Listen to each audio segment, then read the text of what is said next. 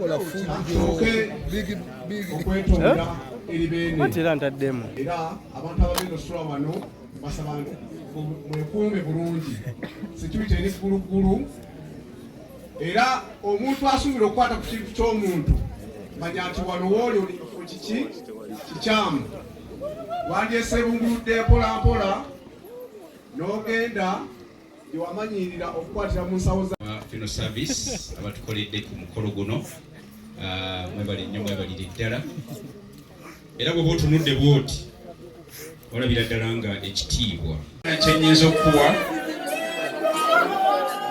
gonna wooli miranga nakwaziirana olwa mukwano gwaffe Evelyn Lagu sebo DJ sabiddwako bannamawulire nti right nayo etegeeza bingi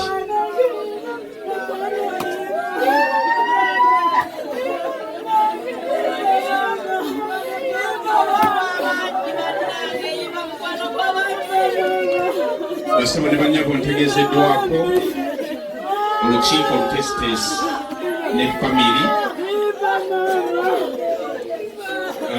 obadde okukkiriziganya okw'enjawulo nti omubiri gw'omugenzi tegugenda kubikkulwa olw'ensonga zitagenda kwogerwa naye olukiiko olukkiriziganyisa n'efamiri kino kigenda okuba nga kikolebwa n'olwekyo twagala kusaba bakadde baffe abagenda okukulembera ekitambiro kya misa tugenda kubanga tutandika mu dakika ntono nnyo okuva kati tusobole okusabira mukwano gwaffe Evelyn Lagu yatuvudde ku maaso olunaku olwaleero twagala kwebaza buli alina kyakola era alina kyakoze okulaba nti tutaasa obulamu bwa mukwano gwaffe naye omukama bw'ati ebbanga lyeyamugerera okubeera ku nsi neribanga lyaweddeko olunaku olwaleero akola matandika kukola matuufu mwakimanya Mungu n'atwongera ekigezo kyokubiri ekyokuvaako Evelyn Lagu. Evelyn Lagu wafiiridde nga buli muntu abadde amulaba nga tosala okukkiriza embeera gy'alimu ndibaga nti afudde okusinga abo mbadde bawakana ebitanda bakufa ng'ali mu mbeera eyeyagaza ng'ali mu mbeera ezaamu essuubi. Evelyn Lagu nze kyemuyizeeko kiri ekintu kimu abadde mugumu era ebbanga lyonna lyembadde ndi naye nga mugamba nze embeera gy'olimu nsaba Mungu omutima gw'olina gumpe nga bw'otuuka ku Evelyn Lagu ng'akuwa amaanyi agamujjanjaba ng'akuzaamu essuubi. Ne Evelyn Lagu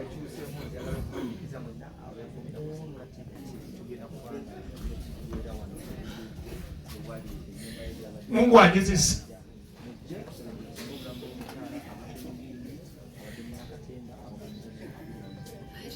nenze nebaza bonna mwenna gye muli mukoze kyamaanyi nnyo naddala ab'emikwano. Evelyn Lagu tewadde atamwagala. Evelyn Lagu obadde omunoonyako ekibi ne kikubula nga tanyiika. Ebbanga lyembadde naye simulangako ng'anyiize. Mukulu Posa agambye nti kizibu nnyo okwatula nti mayiti okyatula otya okuba nti amannya gakyuka. Bw'ogamba nti Evelyn Lagu bamuleeta ogamba nti alimba erinnya lyakyuse kati baga nti mayiti eriwa Mungu akyusa amannya. Kiva tukozesa ekigambo nti inna lillahi wa inna ilaihi raji'un. Ffenna twava wa Katonda gye tulina okuddamu. Ekyokubiri kye neebaza ku Evelyn Lagu bazadde be bamuteekateeka bulungi naye mu kumukuteekateeka obulungi Evelyn Lagu bateeseteese omwana we. Abazadde abasinga temanyi kuteekateeka baana, manyi kubakolerera. Ne Evelyn Lagu ateeseteese bulungi mukulu Fred, amulese mu makubo amatuufu, amulekedde famire entuufu. Neebaza abazadde ba Evelyn Lagu, mwebale kumuteekateeka. Evelyn Lagu abadde wa mpisa. Evelyn Lagu nga buli muntu amuwa ekitiibwa mu mbeera yonna w'oba ogidde. Naye Katonda atuggyeko Evelyn Lagu, Mungu amusaasirire amusoboko. Sina bingi byakwogera naye Mungu amusaasire.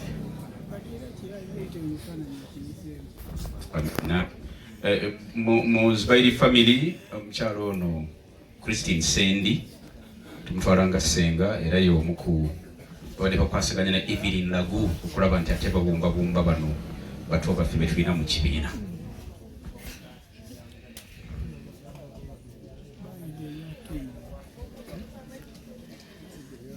Makwano nga kitalo nnyo ddala.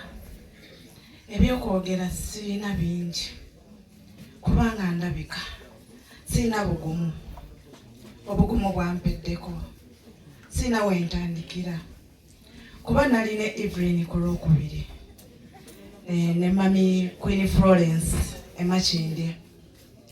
Evelyn najja yayimba mu ddoboozi lye eddungi eseeneekerevu lyesiyinza kujja mu mutwe yadde okwerabira. Walumbe otuggyeko omuntu omulungi, obulumi bungi, omutima gutuluma. Tubadde twakaviirwako kaggwa, tugezaako okukijja mu mutwe, ate ddaba tukubiddwa omuggo omulala. Simanyi zubayiri famire, simanyi famire yange kiki ekituliko, endwadde, biki byonna mu zubayiri famire. Tetubyagaliza bantu balala naye naffe Mukama atusaasire atuteekeko omukono, obulumi tulina bungi. Evelyn yayimba n'angamba mami olaba bwengeze nzizeewo laba ettama. Ne mugamba Evelyn Mukama yeebale nange nkulaba onyiridde. N'angamba naye onkyaye. Ne mugamba sikukyawa mukwana ebintu ala bingi naye oteranga akaseera nojja nondaba. Ne mugamba ye naye nina gundi ku papaazi ebifaananyi abadde abinzindikira. Ne mugamba nja kubaawo, sisobola butabaawo mukwano. N'angamba kale. Evelyn ye mukyala abadde atwala buli kintu bw'atyo ng'akwagala nga bw'akusanze, oba oli muto oba oli mukulu oba oli biki, Evelyn ng'akwagalirayo. Evelyn abadde n'omutima omulungi. Bagamba omufu tebamwogerako kibi. Evelyn okinoonya ekibi nekikubula kyabadde akola kuba abadde mukwano gwa buli muntu.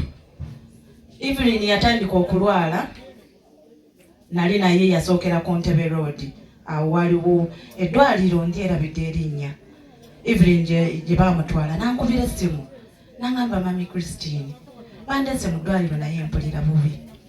Nadduka emisinde nenkwata booda nengenda ku ddwaliro eryo nensanga Evelyn ng'assa bubi. Ne mugamba mukwano kiki ng'azimbye. Ne mugamba naye omanyi ongambye omaze wano ebbanga ennaku 3 naye tewali nkyukakyuka, twandigenze ekiruddu waliyo abasawo abalungi. Ne ngamba ani akwasaganya kukutwala mu ddwaliro kuba sisobola kupakula wano nkutwale ekiruddu nga tebategedde. Waliwo omukyala eyamuyina, ndowooza bwe navaawo n'amutwala ekiruddu. Kati Evelyn baddamu okunkubira oyo yamutwala nga agamba mutute ekiruddu. Nenyanguwa nengenda ekiruddu. Evelyn yakaaba n'angamba Christine onzise ondeese ekiruddu. Ne mugamba mukwano nedda yeri abasawo. Nagamba nga tondeeta kiruddu Christine onzise. Evelyn ne mugamba sikuse era bagenda okuwonya.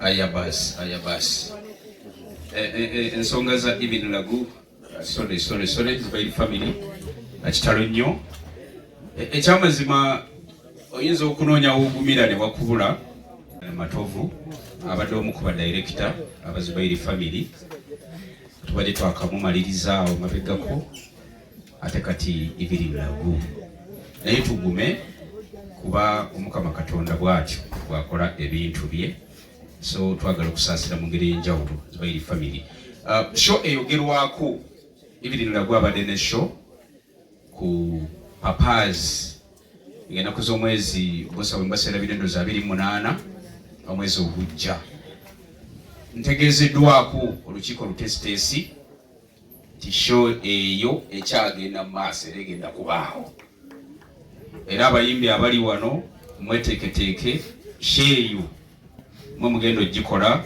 ku lwa Evelyn Lagu era mugenda kuba nga muperforminga ennyimba ze n'olwekyo bannayuganda babeere nga beeteekateeka okumanya nti show egenda kubaawo era bagenda maaso n'okuba nga bagikola mu mbeera y'okwongera okutegeeza ensi nti